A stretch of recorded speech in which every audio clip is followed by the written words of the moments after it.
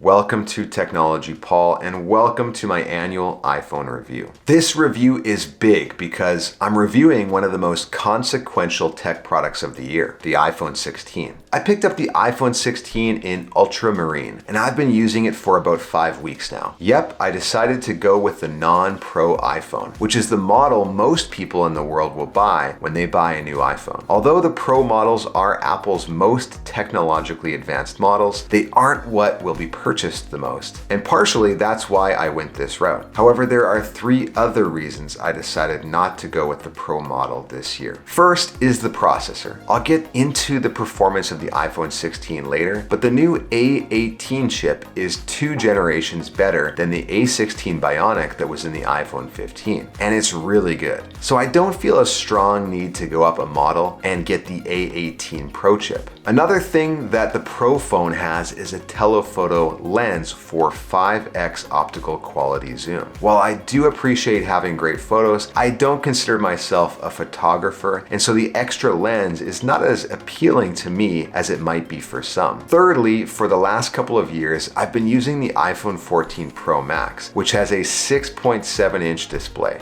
Well, quite frankly, one of the things I didn't like about it was the size. It wasn't comfortable to use with one hand, it didn't always fit in my pocket well, and it was kind of just too big of a phone. And so I decided I'd like to scale things down significantly with the 6.1-inch display on the iPhone 16. So that's how I ended up with this iPhone 16. It's been out now for several weeks, and this is somewhat of a long-term review. So let's dig in.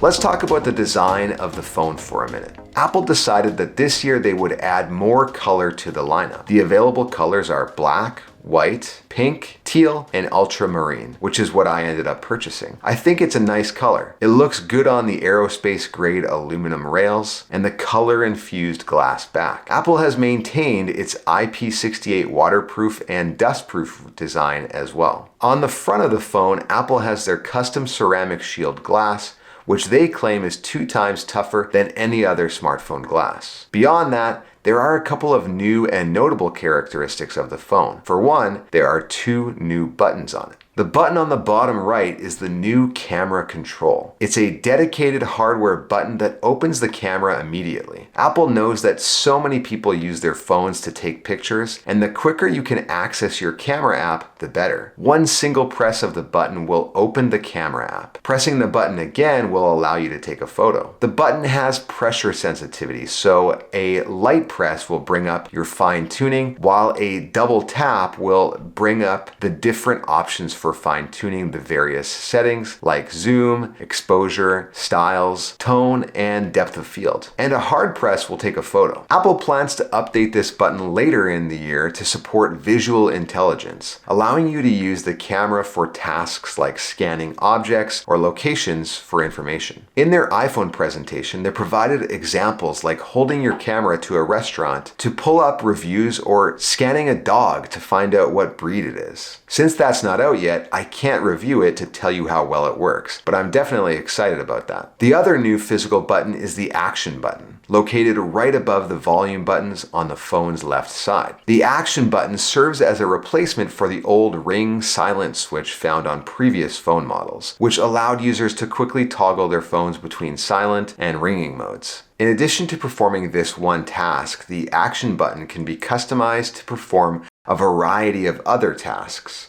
It's essentially a specialized button that can be set to do one thing, and that one thing is whatever the user decides. In settings, you can choose between all of these options. Silent mode to switch between silent and ring. Focus offers you the ability to toggle between focus modes, which helps eliminate distractions. Camera allows you to open the camera app quickly. Flashlight quickly activates the flashlight. Voice memo gives you the option to quickly start recording a personal audio note. Recognize music is a built-in Shazam function which can recognize the song you're hearing. Translate opens the Translate app to translate a phrase or have a conversation with someone. Magnifier uses the magnification feature to zoom in on objects. Controls activates one single control of your choosing. Examples include wallet, dark mode, home, stopwatch, airplane mode, personal hotspot, and calculator. Shortcut to open an app or run your favorite shortcut, accessibility to quickly use an accessibility feature like a magnifying glass or color invert, or you can assign no action if that's what you prefer, in which case the button won't do anything. Personally, I have a shortcut set up to simply open my home security app. That's the most useful thing I could think of off the top of my head. That's because when I arrive or leave home, I want to quickly arm or disarm my system, unlock my door, or open the garage door, for example. I've always found it a bit too fiddly to find the app and open it in a hurry. But with a single button press and hold, boom, there it is, instantly. That's not the most exciting use case, I know, but it works well for me. Now let's shift our focus to Apple Intelligence, Apple's new generative AI platform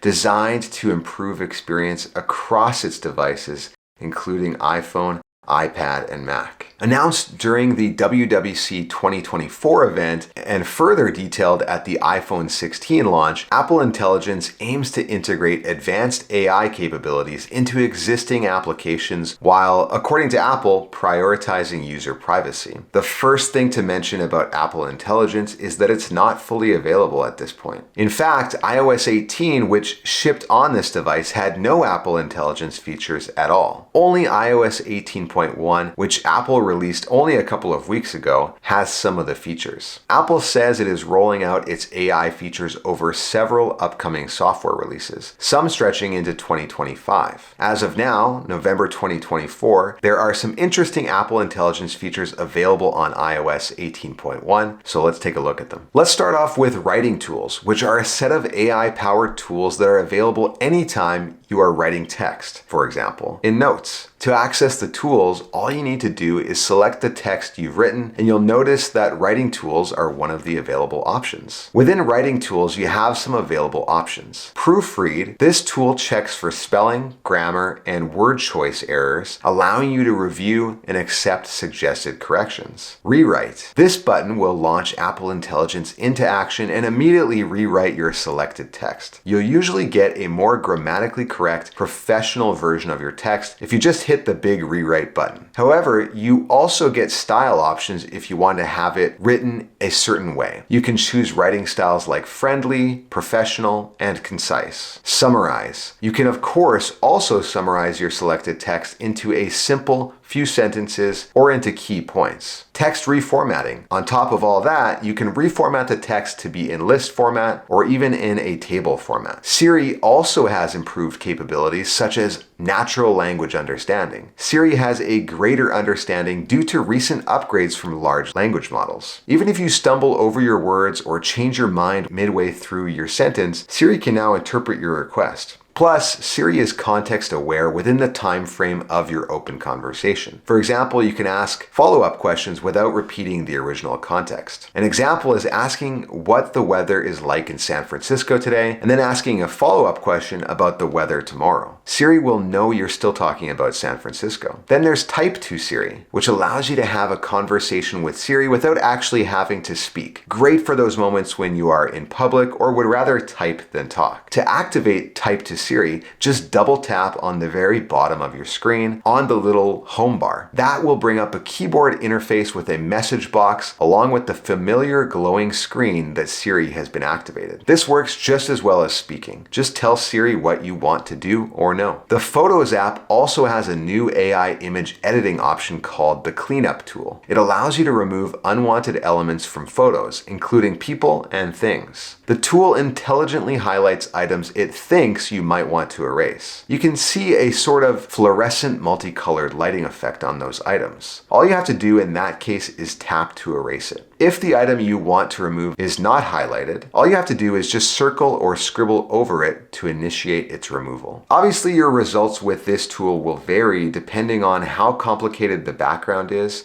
and how big the object is you're trying to remove. There are instances where the picture looks considerably worse after editing it because the image it's trying to do just doesn't look good. In that case, all the edits you make are reversible, so you can either undo each erasure or revert the entire image to its original form. However, I found that in many cases the results have been quite good, even convincing. When you use the cleanup tool, there is a note added in the metadata that states modified with cleanup, indicating that it's an an AI edited image. When it comes to one use case that's been a constant with generative AI, it's the summarization of features. We've probably all used ChatGPT for that very purpose. And Notification Summaries aims to solve a very real problem when it comes to all the information that gets served up on our phones. Think about it. You probably get notifications for emails, text messages, group chats, and more. Sometimes you can't tell what the content of an email is just based on the subject line that shows up in your notification. Sometimes you can't tell what your group chat is talking about by the last message received. And sometimes your partner sends you a message that's so long you can't tell what they're talking about until you go in and read it. Notification summaries can handle all of these situations. When you get a notification that has been summarized, you'll notice a little icon in the notification that looks like a paragraph of text with an arrow wrapping around it. If an email comes in, instead of a subject line, you might get a summary of the email itself. For text messages, you might get a summary of the key points of the message. And for group chats where you've received multiple messages, you will get the highlights of what the conversation is about. The summaries work for other applications as well, where you might receive multiple notifications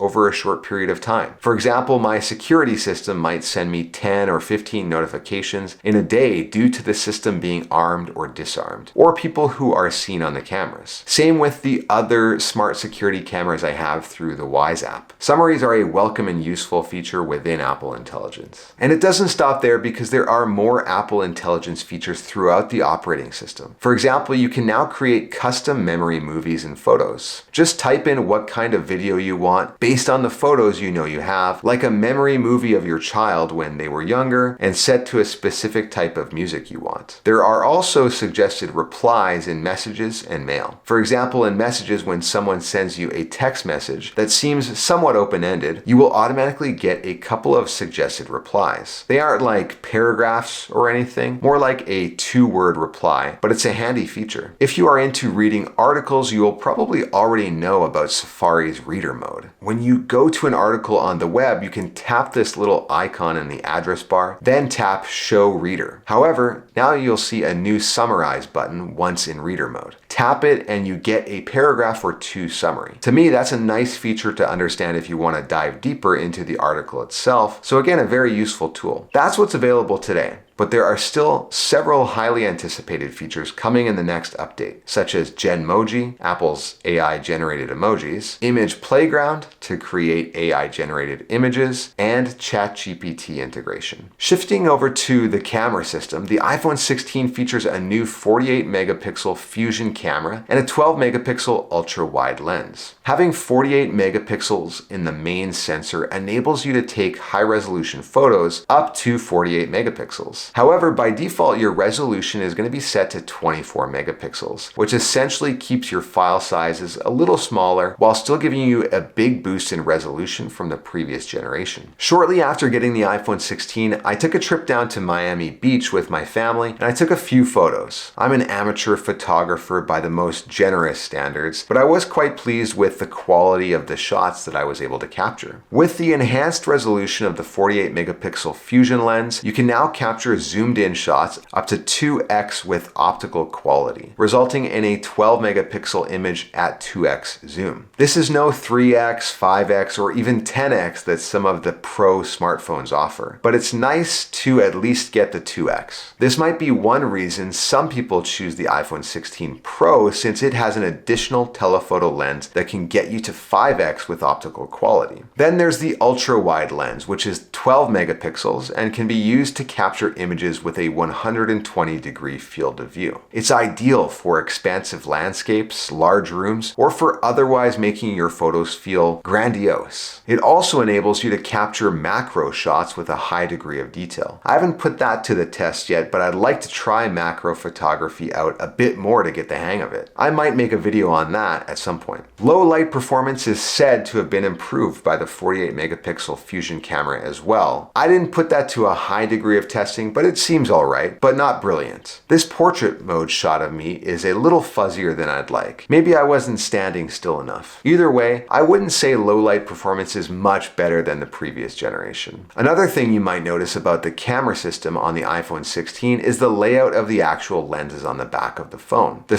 straight line layout allows you to capture spatial photos and video, essentially 3D looking photos that can be viewed on the Apple Vision Pro. I don't have a Vision Pro, so I didn't bother testing that feature out. Also new on the iPhone 16 are photographic styles. This feature allows you to change the color composition of the photos you take. Apple pitches this as a way to capture your desired skin tone rendering, since everyone has a sense of how they look in real life and they want their photos to match. Or sometimes you just like to have a certain style to your photos. You can set a default style in settings, which will guide you through the selection process between the available options of standard, amber, gold, rose gold, neutral, or cool rose. But it doesn't stop there. When editing a photo, there are even more options, and you can change the photographic style at any time. You get additional options like vibrant, natural, luminous, dramatic, quiet, cozy, ethereal, muted black and white, as well as stark black and white. Having non-destructive editing means that you can save a photo with a specific photographic style, but then change things up later on as you see fit. No iPhone review would be complete without a discussion of the system on a chip. Along with the new iPhones this year, Apple released the A18 system on a chip, as well as the A18 Pro that is in the iPhone 16 Pro. Chips, they say, are custom built for Apple Intelligence. The A18 is about 30% faster than the A16 Bionic that was in the iPhone 15 last year. It's got 6 processor cores consisting of 2 high-performance cores and 4 efficiency cores. The A18 features a next-generation 16-core neural engine that's twice as fast as the one in the A16. This results in faster and more efficient machine learning tasks, including image processing and natural language processing. The iPhone 16's A18 chips brings forward a significant gaming development. The standard iPhone models now get to play AAA games that were once only for the Pro models. That's because the A18 has a 40% GPU boost compared to the last chip, and it also has hardware-accelerated ray tracing. I'm not big into mobile gaming myself, but in my real-world usage, the iPhone 16 is lightning fast, just as you'd expect from a brand new iPhone. The A18 is a top-tier chip, and in most cases, it's at the top of the charts when it comes to CPU performance in smartphone chips. The Apple Intelligence features I mentioned before also work well every time, without a big delay or loading period, and I do believe those are computationally intensive tasks. Overall, the iPhone 16 is a great phone, which makes a lot of sense because Apple usually produces winners. In this case, I applaud them for trying some new things with the action button and the camera control particularly. I'm not 100% convinced that these additions will be long-term additions, but time will tell. For example, I find myself using the camera control frequently, but not so much with the action button. But that's just me. The A18 chip is a powerhouse,